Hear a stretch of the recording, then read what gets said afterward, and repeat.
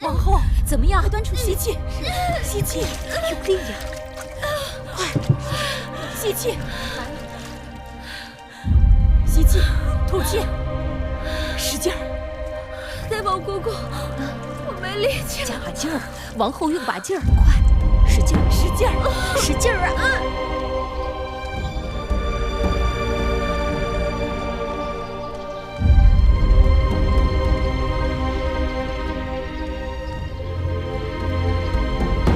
使劲儿！看见头了，看见头了，快出来了！热水，快，让善王不停地烧热水。情况怎么样？快生了。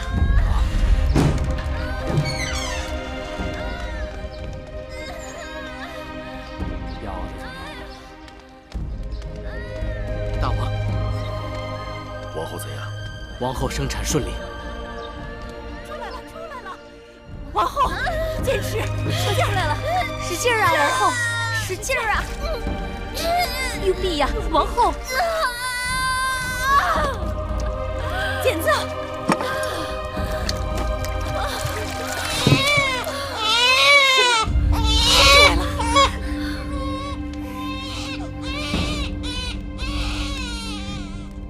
是男孩女孩？恭喜王后，恭喜王后，生了是个公子。恭喜王后，贺喜王后！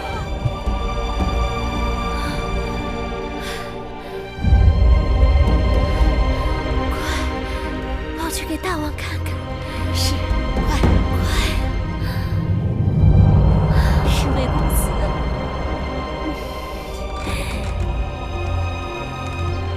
恭喜大王，贺喜大王！王后生了一位小公子，母子均安。恭喜大王，贺喜大王，喜喜别子。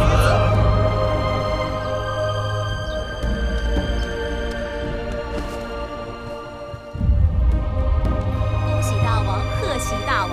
恭喜大王，贺喜大王！寡人终于有了嫡子，这是寡人的嫡子。大王，给王儿赐个名字吧。寡人都想好了，就叫当儿吧。当字从汤，乃纪念成汤之意。当字又有荡平列国之意志。王后看如何？臣妾谢过大王赐名，当儿一定不负大王苦心，为大秦荡平列国，称霸天下。好。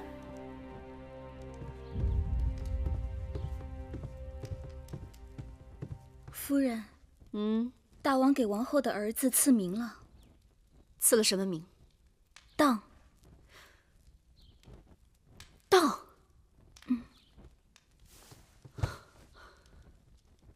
纪念成汤，荡平列国。是。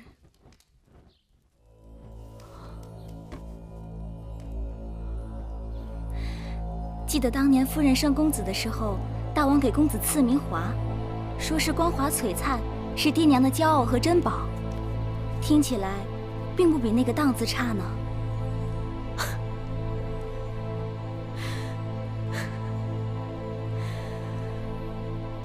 什么光华璀璨？什么爹娘的骄傲和珍宝？说的再好听，也只不过是个爱字，不是嫡子，更不是纪念成汤，大平列国。深渊期望的储君，大王会立王后的儿子为太子？你以为不会吗？大王只是跟我们这些人玩了个文字游戏罢了。说不定他从一开始就没有想过立华儿为太子，只是我傻。不仅盼着华儿当太子，还一心一意的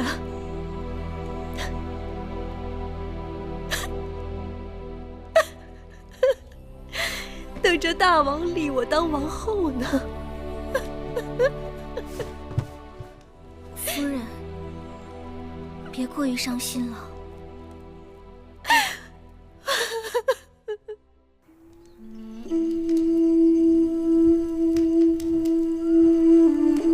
此去秦国，路途遥远。且不说高山峻岭、强匪流寇，就是外边的严寒风雪，也会要了公子的性命的。子歇要去秦国寻的人，比子歇的性命更重要。老伯，你们放心吧，子歇已经想好了。既然公子决心已下，那就求上苍保佑吧。这点钱帮不了公子什么，就算一点心意吧。老伯对子歇恩重如山，如来日有机会，子歇定会报效万一。大王，今日我去看姐姐，姐姐为大王给当儿取名而欢喜至极。你也喜欢这个名字？谁人能不喜欢？哦，对了，大王，上次与大王提起唐夫人节俭，把每日省下的灯油一点一滴刮下来留用。昨日内府突然派人给唐夫人送去了10斤灯油，惊得唐夫人对着内府的人直抹眼泪。寡人为太子时，唐夫人就跟在身边。寡人理当善待老实人。我近来还知道了，宫里的烹饪高人是谁？谁呀？魏良人。你怎么知道的？因为大王每次去魏良人那里都要用膳，去别人那里大多只是坐坐便走了。可见魏良人那里最让大王动心的是饭食。你这个小丫头。好了，今天就不说宫里的事，说点别的。说什么？说说你的子歇，如何？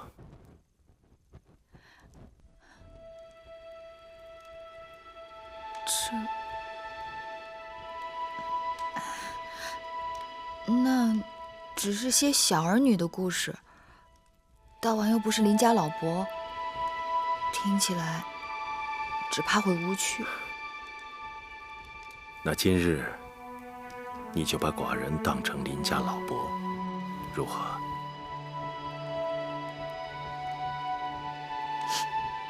邻家老伯，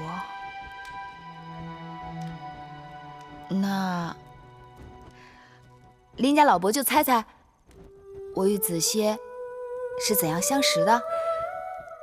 月儿喜欢逞强，只怕不打我成交吧。我自幼常常在宫中与人打架，但子歇从来都是帮手，不是对手。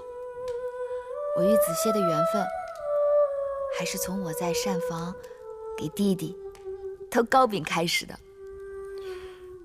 皇歇谦谦君子，却要跟着你当小贼，真是难为他了。偷糕饼算什么？子歇跟着我，不仅在宫里偷瓜果，还偷草药，还曾把南后的后花园给翻了天了，连那宝官都被我打伤了。宝官是南后的侍从？那是南后的护院狗。护院狗？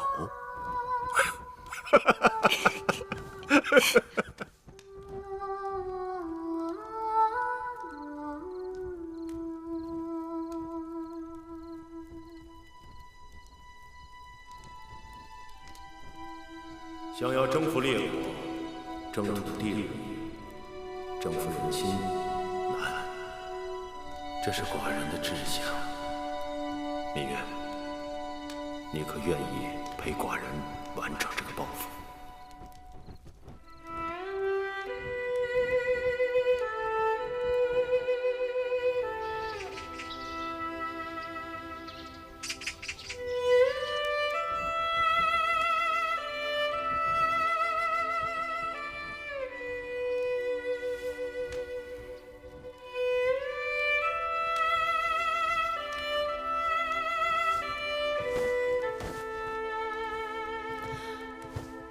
大王，大王晨起习武，芈月来陪。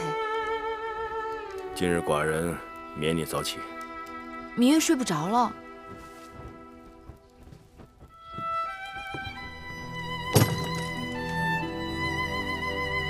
那就替寡人更衣吧。是。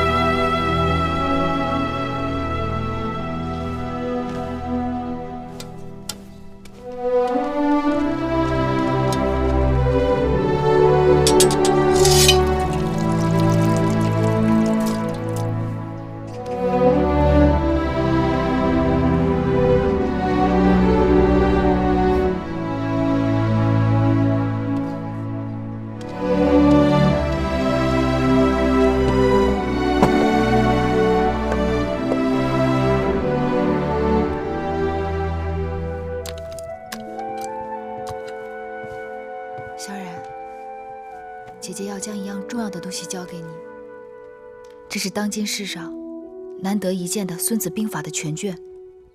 它既能教你领兵打仗，也能教你处事做人。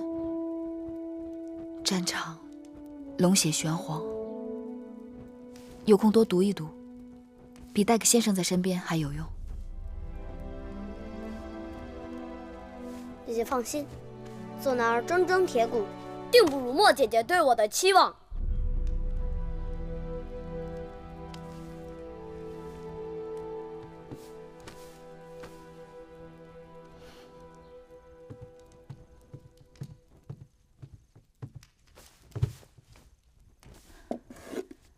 大王，喝茶。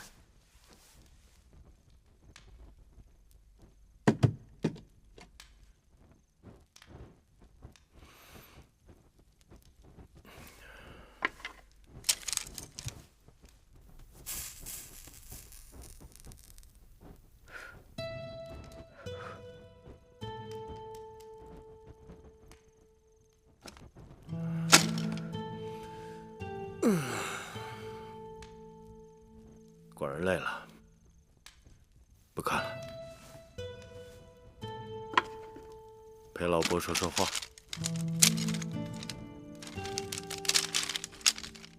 老伯想听什么？老伯还是想听听你的子歇。还说？每次都说他，都说了好多次了。老伯还没有听够，你就说够了吗？再说，那也是过去的事情了。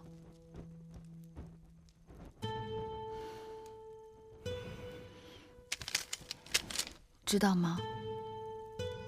子歇曾答应我，说这辈子只要下雨，他便背着我走路。为何有此承诺呢？那年我生辰，魁姑给我做了双绣鞋。魁姑的女工是宫里1等1的好，那双鞋子真叫人爱不释手。可那日正巧赶上下雨，我便将鞋子揣在怀里，赤着脚走路。子歇在公道上碰到了我，心痛至极，他硬要我把鞋子穿上，背着我走。他告诉我说，这辈子与我在一起，一定要让我总有新鞋穿。如若下雨，他便背着我走路。你们两人真是天设地造的一双，可惜了。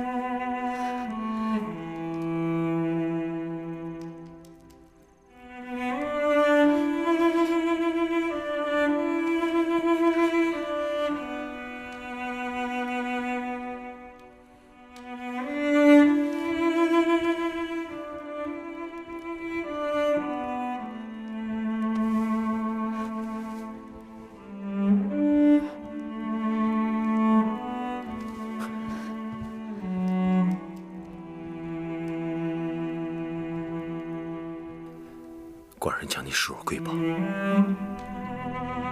绝不要一丝一毫的勉强。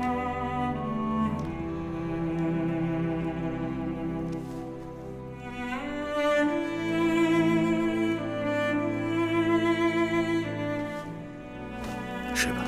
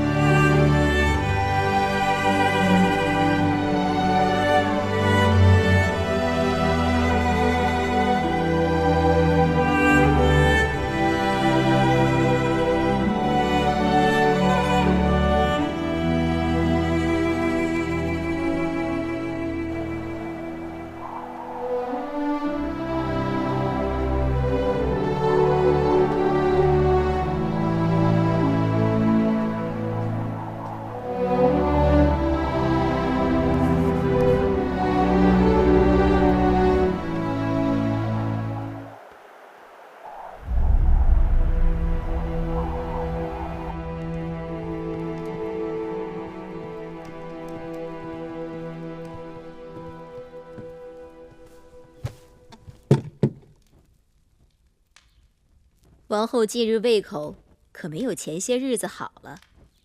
奴婢让膳房用野山鸡熬了肉粥，王后尝尝。大王至今都没有临幸芈月。王后，王后，给我吧。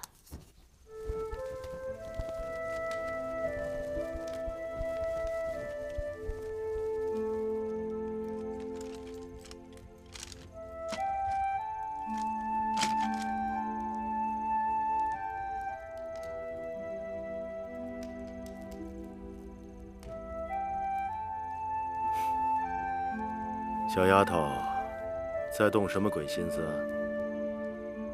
是不是趁着寡人喜欢你，想多求些恩宠？是，也不是。寡人恕你无罪，说来听听。芈月一心想抓住那个指使一群人袭击王后迎亲车队的主使，以大王的智谋，应当早已心里有数，为何迟迟不动手呢？你知道下棋最忌讳是什么吗？心急于攻。得子而不得势，要学会走一步看10步，牵一发而动全身。寡人答应过你，定不会让那人逍遥法外。但此刻一朝疏忽，就可能坏了寡人的全局。行了，说说别的吧。大王想说什么？还是你的子歇。今日不说他了。为何？我想说的子歇，都已经说完了。当真？过去提起子歇，这胸口总是满满的。如今倒是觉得空了。那好吧，我们就各自歇息。快清明了，明日一早，寡人要带你去个地方。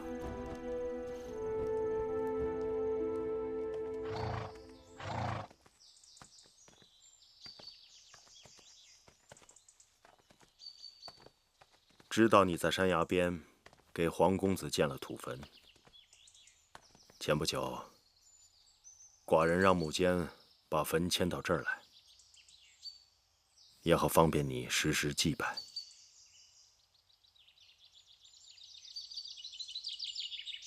你放心，里面的东西没有丢失。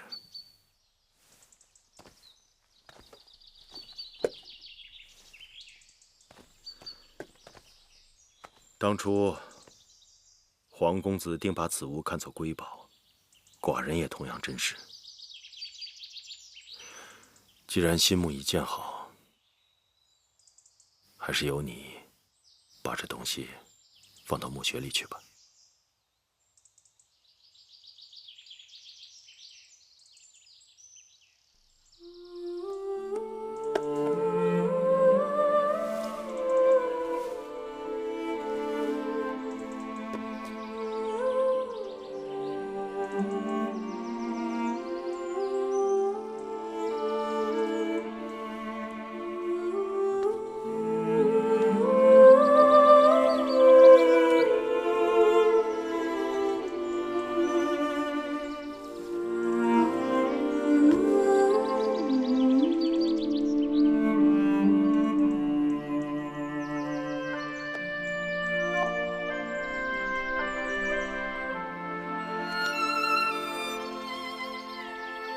子歇，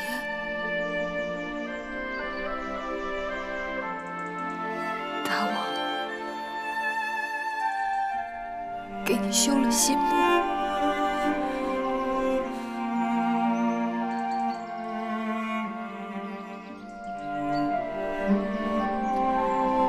以后我年年都可以来看你，你再也不会孤独了。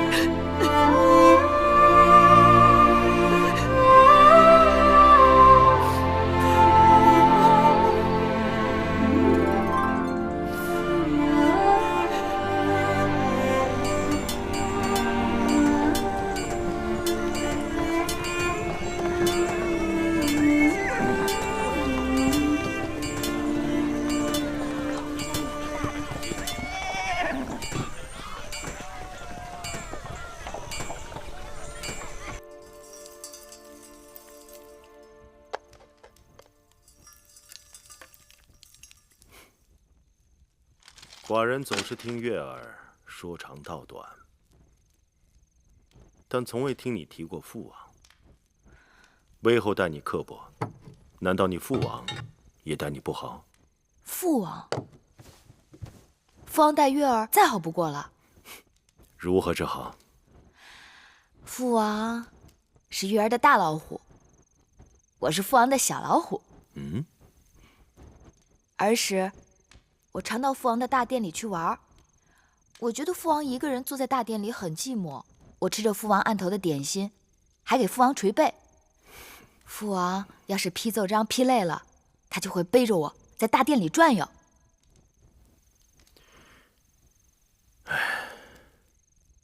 寡人看书简也看累了。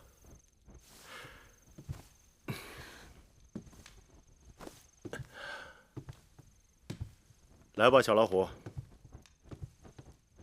寡人陪你做回大老虎。大老虎，你真的背我？君无戏言，来吧。小老虎，可是有点分量哦。嘿，不重，不重。大老虎的脑袋，我摸的。老虎的须子也摸得，老虎的鼻子也摸得，老虎的胡须，我也摸的。做小老虎，真的有那么好吗？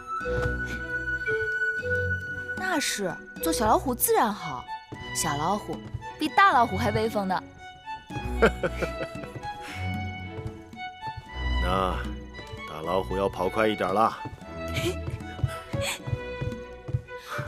还要不要快一点？大老虎快跑！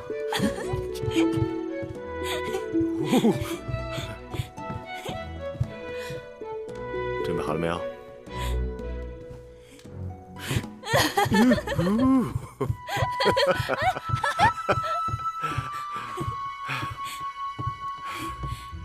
下来吧，小老虎。大老虎背不动了，给寡人铺床更衣吧。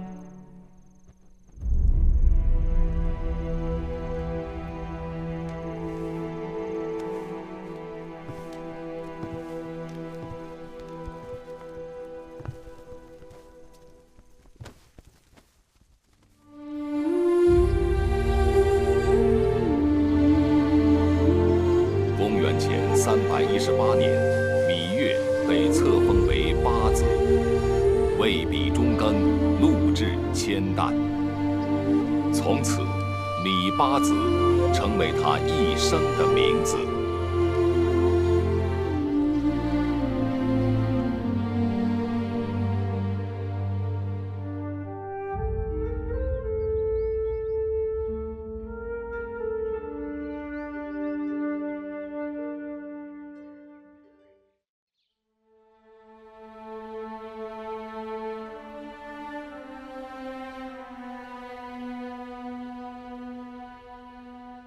月儿本以为，即使与大王同屋而眠，也不过到此为止。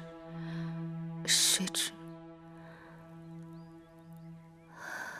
孤男寡女，同屋不同榻，若不是太无情，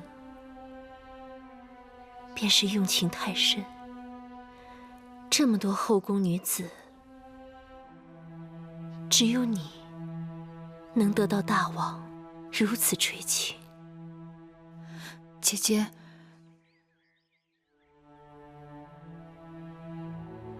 姐姐不会因此责怪芈月吧？大王看重妹妹，临幸妹妹是早晚的事，姐姐应当替你高兴。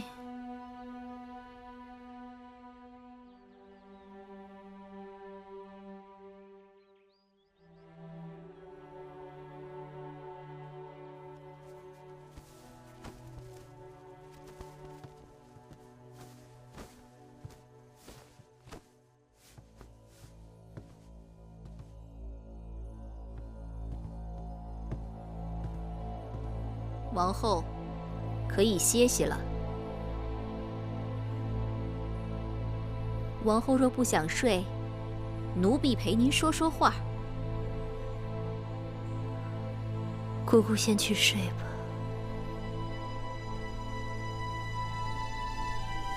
是。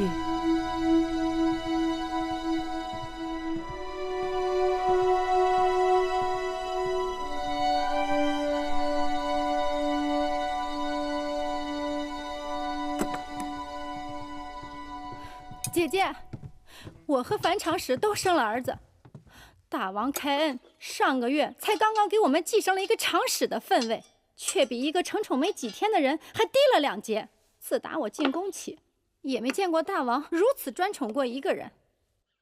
先王后与大王也算是恩爱，可是大王对他也就是相敬如宾罢了。这么不起眼的一个小丫头，竟然狐媚了大王的心。王后生了儿子多少天了？快2个月了吧。王后生了嫡子，大王去交房殿，去了几次？听永巷的人说，也就4、5次吧。3次用膳，还有1次是路过那儿，顺便进去坐了坐。王后生了儿子，应该是大王的心头肉。眼下正是需要人怜爱的时候，大王若是乱了分寸，惹恼的不该是你。等着有些人心里长牙吧，用得着你我着急吗？我倒是希望大王对芈月再专宠一些，这样才合了我的心意呢。姐姐说的对呀，妹妹怎么没想到这一点呢？这香焚到现在才觉出好来，要有点耐心。八子，大公主，我来马厩多次，总巴望着能碰上你，可次次落空。今日大约日头打西边起的，你可终于露面了。这些日子我心里面正想着你，只是不得功夫去你宫里看你。算了吧，宫里人都知道父王对你宠爱有加，日日传旨要你侍寝，你心里哪还有我梦莹？别人说我也就罢了，反正他们都是与我不相干的人。若大公主你也如此说我，还让我怎么做人？好了好了，说来说去，反倒是我的不是了。说到底，上次我帮了你，你还没谢我呢。大恩不言谢，大公主受芈月一拜。那我就受你这一拜。哎，怎么样？什么怎么样？我父王啊。你父王已经让司马错将军带我弟弟魏冉从军了。这个我早已知晓。除此之外，就没别的啦。还有什么？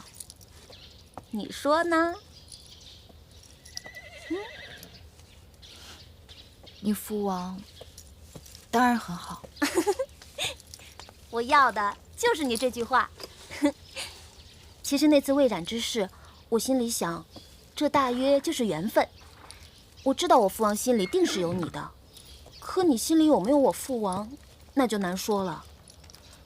若不是因为魏夫人他们作怪，你大约也不肯低声下气去求人。你不去求我父王，又怎知你在我父王心中的分量？怎知我父王的好处？好啦，看你这嘴厉害的，我怕了你还不行。我这么帮你，反倒让你怕了。你若真想谢我，陪我去见个人，走吧。好。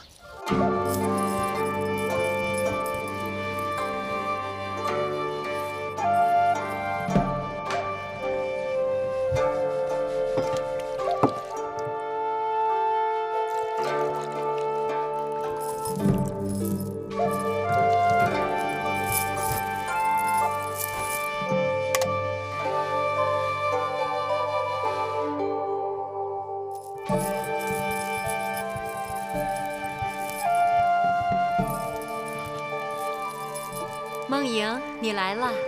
姑母，你们都退下吧。是。来，姑母，这就是我跟你说的芈月。拜见迎夫人。雍大人，大王大婚时曾见过，上次王后在后花园训斥国美人的时候又见过，今日相见，却看上去很不一样了。当然不一样，如今该称他为芈八子了。哦，我都忘了，你们早就认识，那就都不是外人了。坐下来吧。谢夫人。你也喝一杯吧。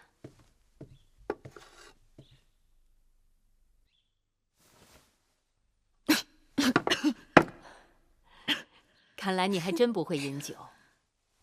都说琴酒性烈，果不其然。这女儿家一定要学会饮酒，它是忘忧药，能陪你一辈子，不离不弃。芈月，你可见过天底下有比我姑母更潇洒的女子？都说大公主是迎夫人养大的，我看大公主和迎夫人真的比母女还要相像。夫人这里余音绕梁，但雍瑞府中还有杂物未料理妥当。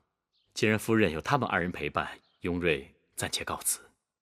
饮酒赏歌何等的雅事，你却用杂物二字来烦扰自己。也罢，你就去吧。夫人，告辞。梦莹，替我送送雍大人。哦，是。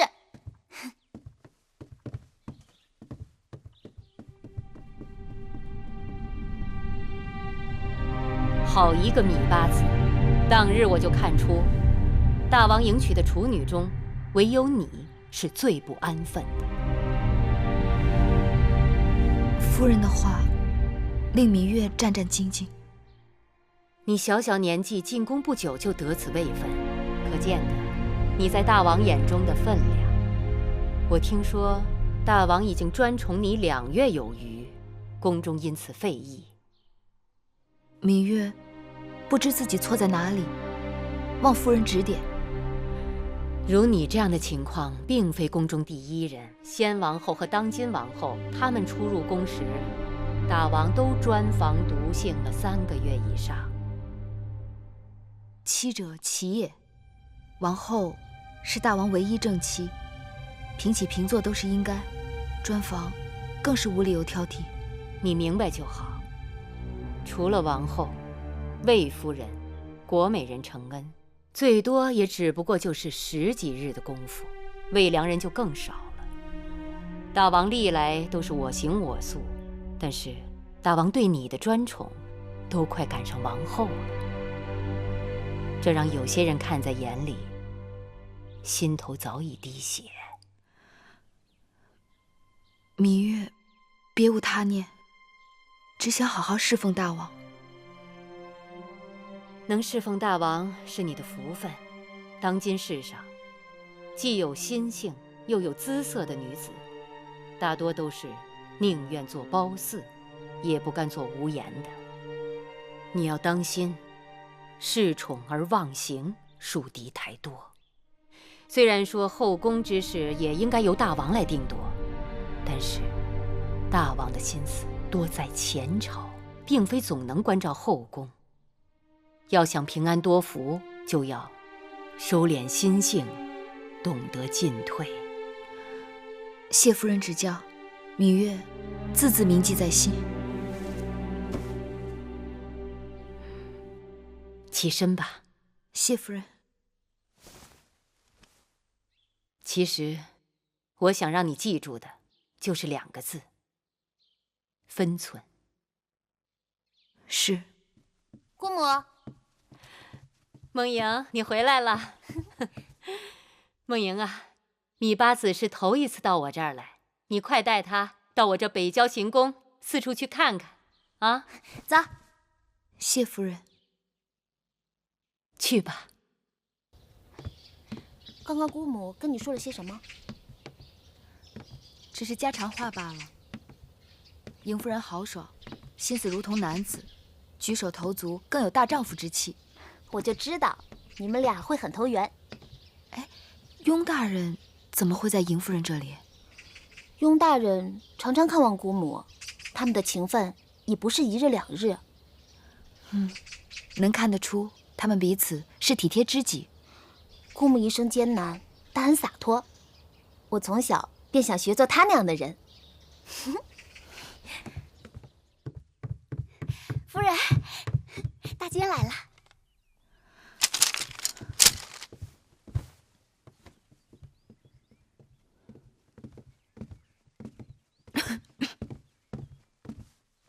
拜见八子。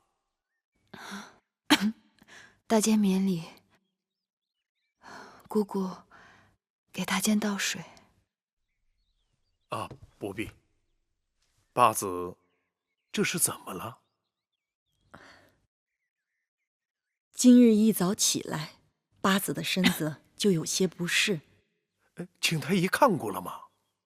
啊，不用了，只是小病，养1、2日便好了。哎呀，这可坏了！大王今晚召八子侍寝呢。芈月福薄，只好请宫中别的姐妹代劳了。这……咱们小公子天庭饱满，长得跟大王一模一样呢。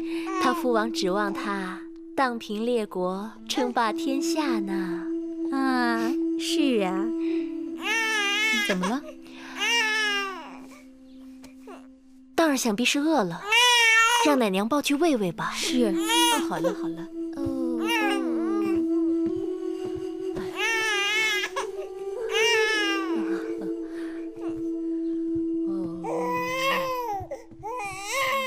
小公子都满2个月了，大王也没来用过几次晚膳。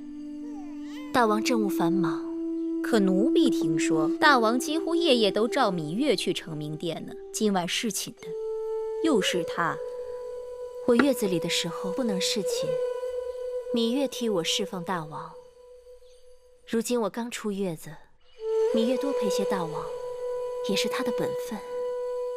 只怕有些人的心思在本分之外呢。好了，玳瑁姑姑，我知道你是在为我争，但是不能因小失大。荡儿刚满月，大王就令魏夫人把主持后宫的大权交还给我，可见大王对我的信任。如今大王指派芈月主管整理我从楚国带来的陪嫁书简，她日日在书库，也算恪尽职守。好不容易有几天太平日子，你就不能让我耳根清净一下？奴婢知道了。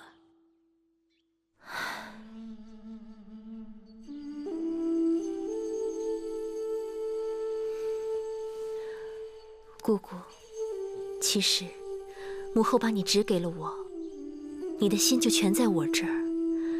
入秦宫这1年多，你跟着我吃尽苦头。姑姑对我的好，我心里岂能无数？只是有些事情，姑姑还是少说话。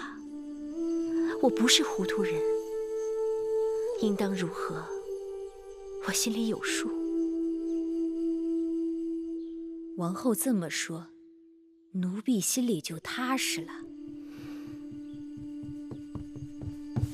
拜见王后。何事？大王让小的来传话，说今晚到王后这边来用膳。王后您快准备准备吧。大王今晚要来？是。可是大王今晚不是召芈月侍寝吗？哦，八子病了。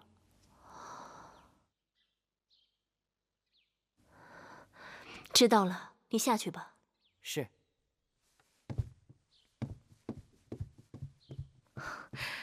大王要来，晚膳让膳房好好打点一下。是，奴婢亲自去膳房，让他们备些鹿肉。鹿肉属纯阳之物，补脾益气，温肾壮阳，给大王吃最好不过了。奴婢去准备了。大王，这鹿肉是照楚国的方子炮制的，您看味道怎么样？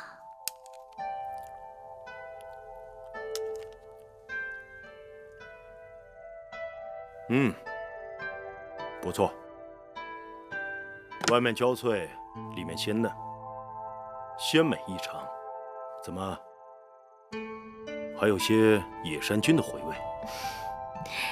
这鹿肉要先腌制再炮制，所以味入肌里。这野山菌是臣妾特意交代御厨，先将野山菌熬成汤汁，待肉炮制5成熟的时候，淋浇在这鹿肉上，所以才有这滋味。王后真是聪慧之人，一块鹿肉也能做出奇巧花样。臣妾愚钝，只是尽职而已。好了，寡人吃饱了。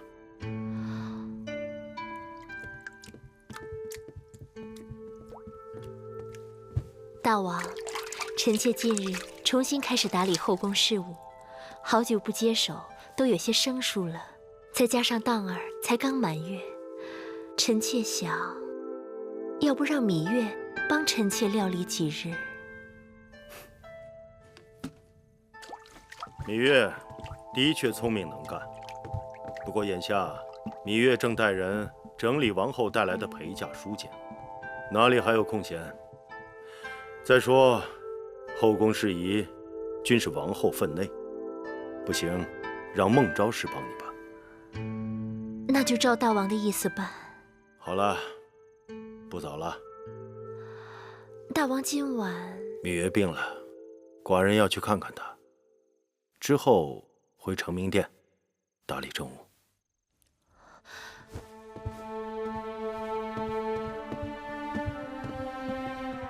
恭送大王。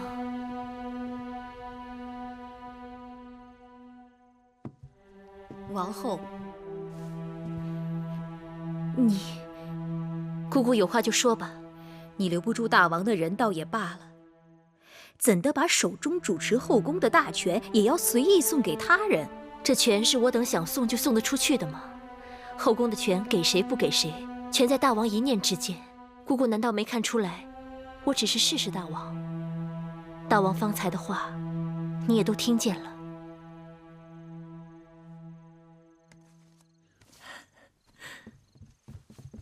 夫人、姑姑，你们快看，好看吗？按照昨日夫人给我们出的主意，我们把捉到的萤火虫装在袋子里，做成这个小灯，在外面照路，挺管用的。果然是好。好是好，但这布袋是麻布做的，透光不好。你们等着，一会儿我用个薄薄的纱布给你们做个大大的纱袋，然后一起去荷塘边多捉些萤火虫，那才叫碧光莹莹呢。这主意不错呀，给寡人多做几个，送到承明殿去，让寡人也沾沾你的光。大王，免礼。大王，怎么有空来了？寡人听说你身子不适，特意来看看你。看你又能捉萤火虫，又能做沙袋，看来不是身子不适。香儿、慧儿，还不快去，将新煎好的金银花水给大王端上来。是。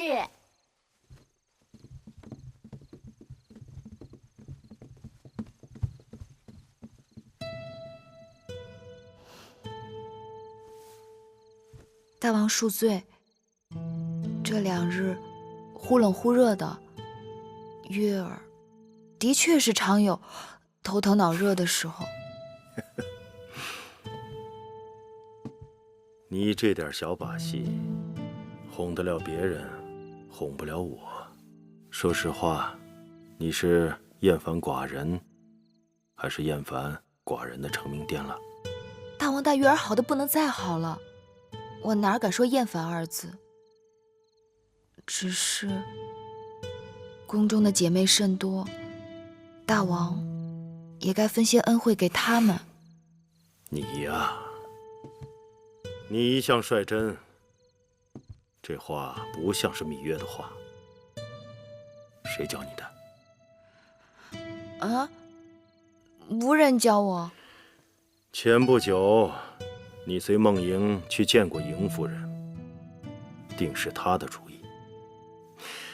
哎，我这个姐姐样样都好，就是爱多管闲事。燕王派使节来提亲，你等如何见解？大王，燕国在6国之中属于平庸懦弱之国，国土面积不大，兵卒数量不及魏，车骑数量逊于赵，军粮储备也难望其之项背，而刀剑器械不及韩。燕国并无一技之长，与之联姻，与我秦国毫无益处。大王，大良造此言差矣。燕国的确国小势微，北有山戎侵扰，南有齐国虎视，但这也正是燕国一心要与我秦国结交的原因。若燕秦2国联姻，南可以联手抗齐，西可以牵制东胡，大大缓解我秦国的后顾之忧，既是举手之劳，又是明智之举，为什么不呢？张子之言甚是，秦国对外该实行远交近攻之策。那燕国距秦国1000里之外，与秦国并无直接冲突，而东胡和齐国与秦国为敌多年，若能联燕抗齐，乃上上之策。看来与燕国联姻，利大于弊，何乐而不为？选燕国使者，明日入成明殿议亲。是。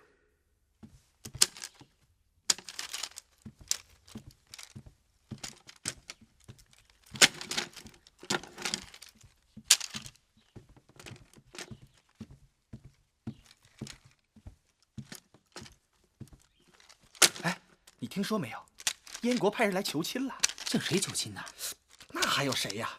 当然是我们秦国的大公主啊！咱们大公主那么好，谁能配得上她呀？你笨不笨呢？再好的姑娘，那也得嫁人呐。希望燕国不是太远。这燕国啊，是离我们秦国最远的国家了。冬天下很大的雪，那儿的人呐，鼻子和耳朵都被冻掉了。这大王为什么要把大公主嫁到那么吓人的地方去？脖颈子痒了。姐姐，今日我到公孙衍的府上去过了，可大良造仍然不肯把符节还给咱们。我问他，若是大王追查起来怎么办？他竟然说，那就告诉大王，说符节在给母国送节礼的路上让强盗抢了去，然后就硬是把我给打发回来了。要不你我去大王那儿出手他？妹妹糊涂啊，你以为这样就可以自保了？姐姐，那我们总不能就这么坐以待毙吧？不过，倒是可以借此吓他一下。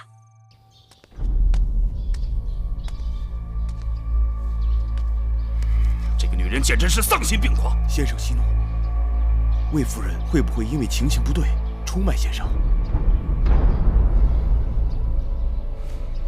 暂时还不至于。即便他在符节之事上能够洗白自己，无关谋杀王后，也是掉脑袋的大罪。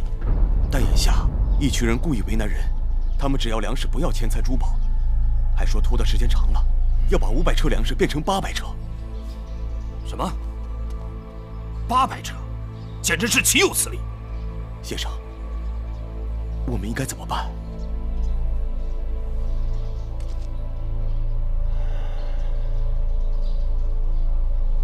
此事恐怕凶多吉少。这符节大约是要不回来了，我们得想别的办法。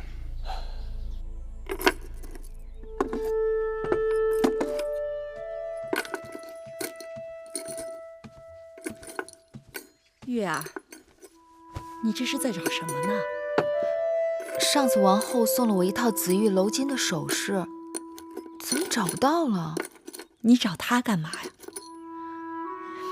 听说燕国来了使者给梦莹提亲，梦莹待我十分真心，我也该准备一些贵重的礼物送给她，也算是我的一片心意。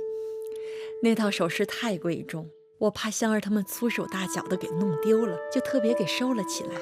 你要，我去给你拿。哎，那也不急，我还想亲手给梦莹绣一套嫁衣，当然，这事定离不开姑姑的帮忙。你呀，还是忙你那些书简吧。嫁衣的事儿用不着你亲自动手，样子我和你一起商量就是。姑姑，你看，这个金锁片十分精致。那麒麟做的跟活的似的，的确是好。姐姐的当儿已经快100日了，我想把这个送给当儿。麒麟为人宠，象征吉祥，王后定会感念你有心的。当儿，当儿，姐姐你看这金锁片可好？当儿，当然好。前日大王赐给当儿一个金锁片，按理说也是1等1的，还抵不过你这个精细雅致。大王定是想把好东西留着慢慢赐给小公子，渐渐比过去越来越好，要不哪会有惊喜？当儿，来，我抱抱。哎呀，小公子好重，哪像100日，倒像是周岁的孩子。当儿，能吃能睡，格外调皮。这才快100日，奶娘都快弄不住他了。我们小公子是大王最宠爱的嫡子，哪能跟一般孩儿相比呀？奶娘，公子怕是饿了，抱下去喂喂。是。来。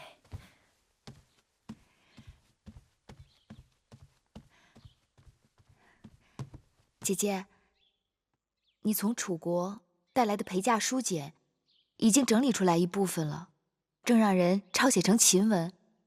从楚国带来的越人，有的在路上被一群人所杀，也有的失散跑了。我求雍瑞想办法，从宫外新招募了几个，还不知好坏。姐姐有功夫去我那里看看。你做事我自然放心，我这里也忙，后宫的杂物拎起来针头线脑，放下去又千头万绪，再加上有当儿。姐姐，你这是推辞还是实懒？瞧你说的。好了，我若有空就去你那儿看看。姐姐，千万不要因为针头线脑而与我生分了。那是当然。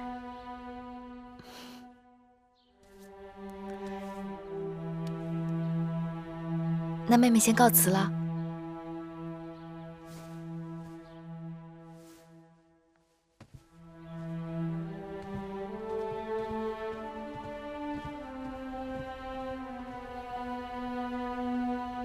哼，我们王后什么没见过呀？一个金锁片子，显摆什么？姑姑嘴上积点德吧。就凭芈月，哪里拿得出这样的东西？定是大王赏赐给她的。芈月侍奉大王多日，得些稀罕宝物，也是她的本分。只只是什么？从小到大这么多年，只记得凡是我有的，定是他没有的。只有我给他东西，何尝有过他给我？如今却倒过来了。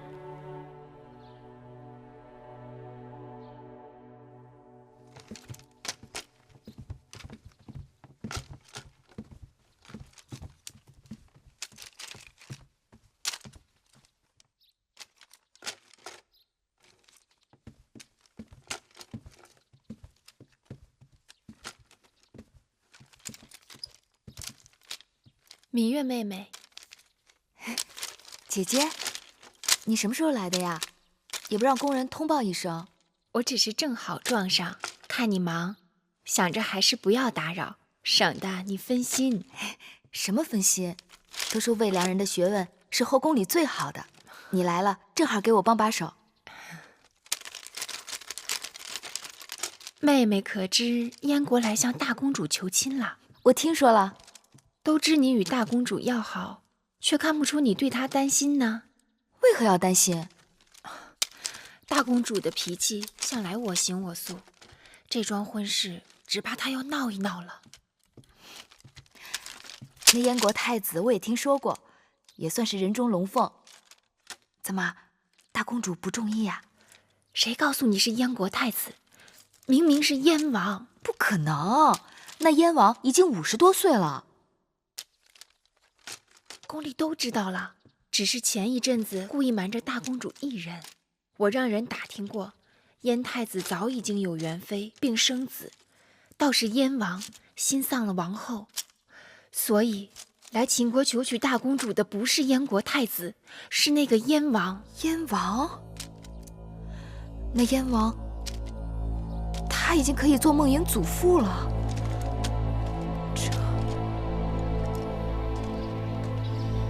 唉，昨日受了风，腰酸背痛的。这王后有什么事儿，让下面人传个话便是了，还让我们这一遍一遍的跑腿儿。姐姐就别抱怨了，王后对咱们姐妹还是挺关照的。哼，你想啊，自王后坐月子起，交房殿就传话，不用日日去问安，免得大家辛苦。其实我们也偷了好一阵子懒呢。就光卖这点好，就把妹妹降服了。说什么降服不降服的？姐姐，今日召我们去，必定是和大公主的婚事有关。大公主年幼丧母，又最得大王的欢心，她的婚事，咱们好歹得应付。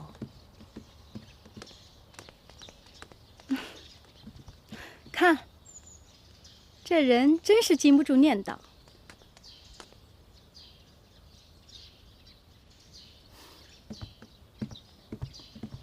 魏长史、樊长史，大公主，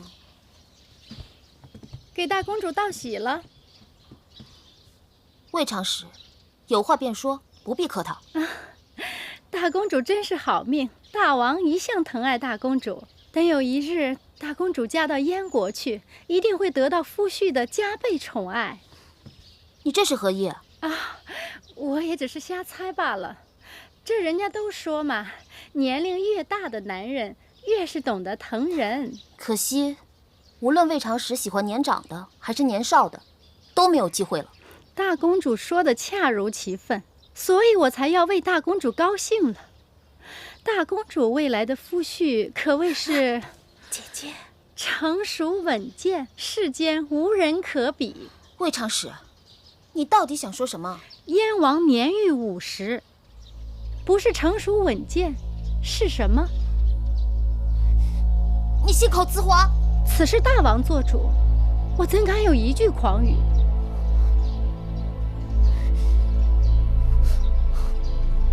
大公主慢走。姐姐，大公主一向都心高气傲，你何苦说这些话来伤她？哼，我伤着谁了？我只不过是说了一句大实话。哼。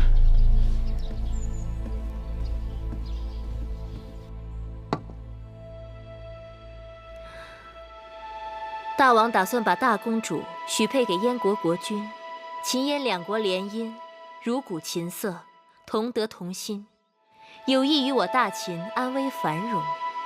公主出嫁是后宫大事，召姐妹们来就是商议一下大公主的婚事。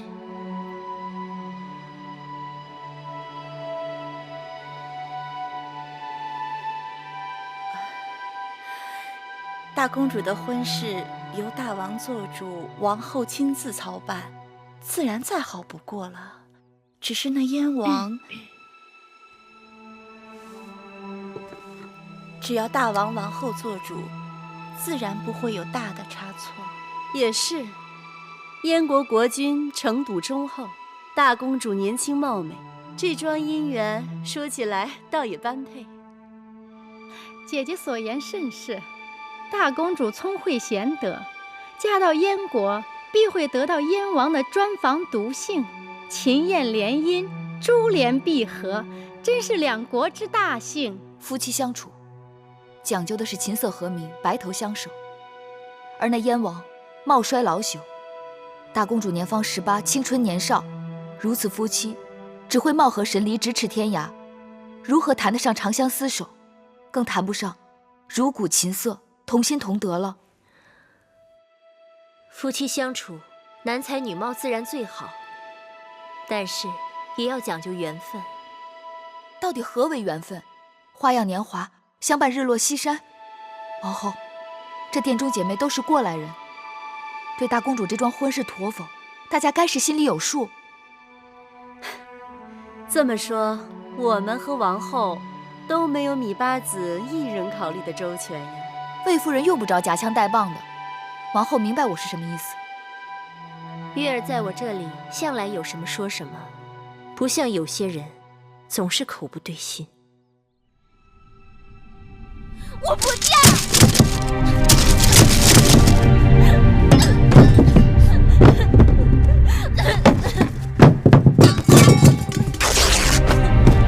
我不嫁！我不嫁！我不嫁！大公主，芈月，你知道吗？那个燕王不光岁数大，他还有残疾，腿不好。大王还没有下旨，事情也许还有回转的余地。我去过宣室殿了，他对我避而不见，他一定是心里有愧于我。过去他对我的疼爱全都是假的。我不信。今晚大王会召我去承明殿的，我会对他说的。昨日大王说好的，今晚要召我去承明殿。都这时辰了，大家怎么还不来传旨？我已经让香儿去打听了，一会儿便知究竟。夫人，哎，木心怎么说？木心说，大王半黑就去交房殿了。我知道了，你下去吧。是。今日大王是故意在躲避我。按你与梦莹的情分，谁都能猜到你定会为他向大王求情的。大王躲我，我偏要去找他。既然你已经知道大王的心思，又何必自讨苦吃？可这是梦莹的事啊，我不能坐视不管。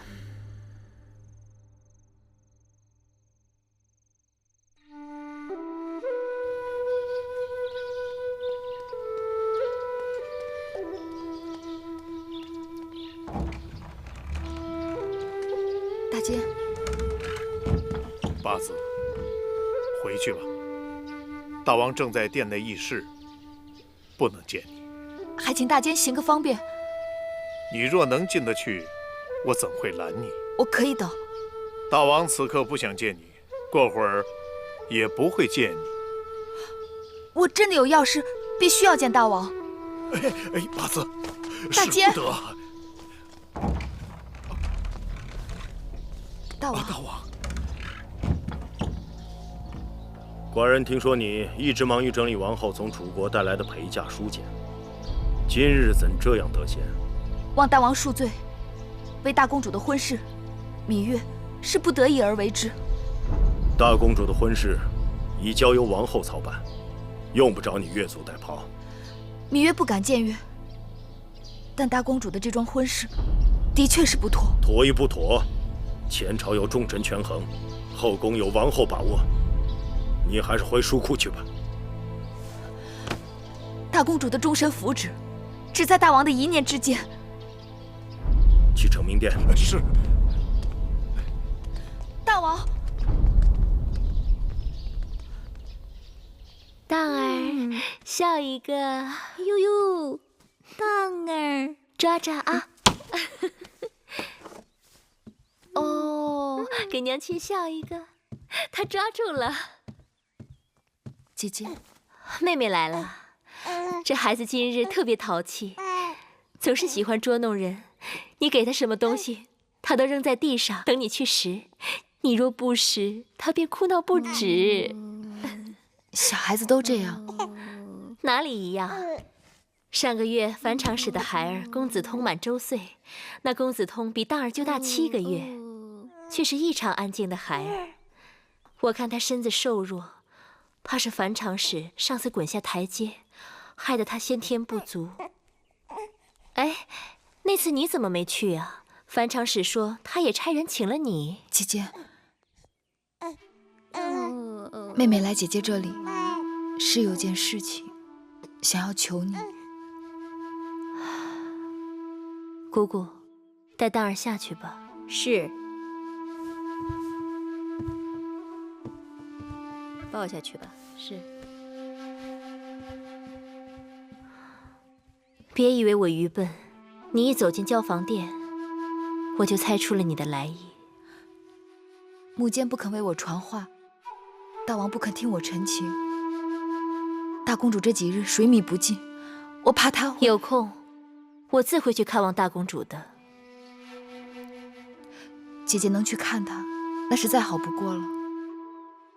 但姐姐毕竟是她的母后，总不能放手让她跳入火坑吧？梦莹的婚事由大王一人做主，梦莹违背父命，已经让大王恼火得很。我若再去劝说，只能是火上浇油。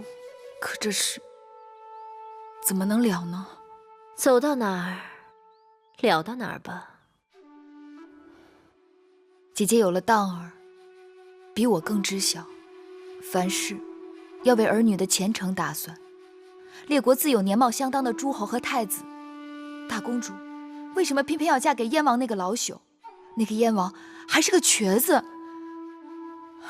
若是轮到你我，也是打死不嫁的。上次召集后宫嫔妃，商议梦莹出嫁之事，你当众顶撞我，我不与你计较，是因为我知道你是性情中人，但大王的脾气，你也是知道的，只怕比你还执拗。我已经有了上次的教训，凡是大王拿定主意的事，硬要去碰，只有突破血流。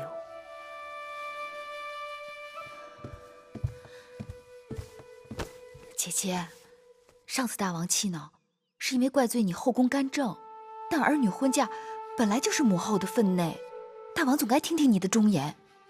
姐姐，梦莹可怜，女儿家一生好坏只有一次，若遇人不淑，终身悔恨。当初姐姐一心想嫁给大王，不就是想图个好姻缘吗？姐姐，你是知道我的，我但凡有一点点办法，都不会来这里来麻烦姐姐。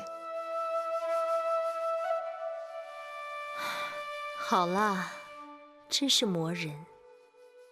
我并非铁石心肠，但你我都知道，此事是无中求有。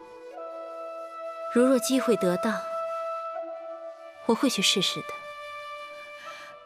姐姐这是答应了要为大公主求情，还不是因为你纠缠。有话在先，事得成事不成，都别怪我。我先替大公主谢过姐姐了。那我就先走了。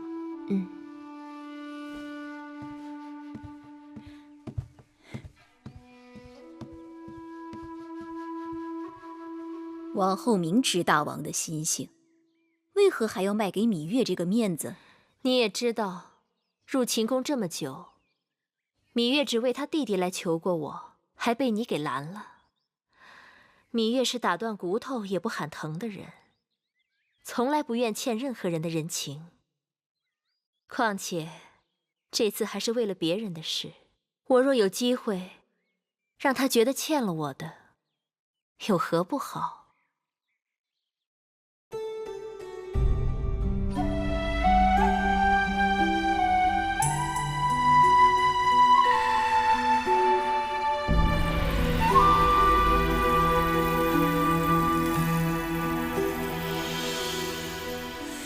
繁星如许，明月如初，前尘往事从何起数？